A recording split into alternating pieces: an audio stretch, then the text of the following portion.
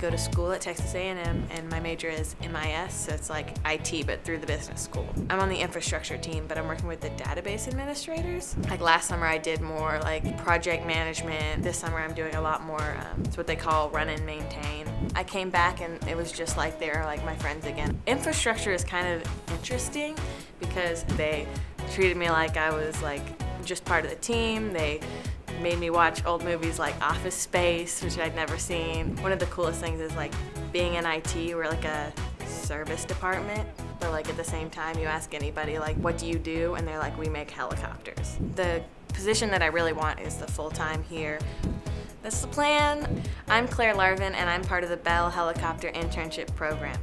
That was right? No, not right.